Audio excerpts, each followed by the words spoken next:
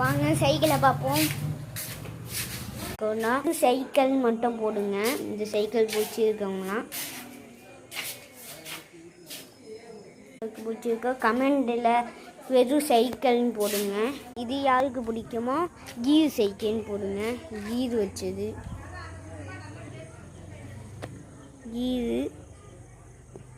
கீரை. அடுத்த என் சைக்கிளை பார்ப்போம். புது சைக்கிள், என்னோட புது சைக்கிள். லைட்டுலாம் எரியும், ஆவுன்னு நிற்கும். இந்த சைக்கிள் யாருக்கு பிடிக்குமோ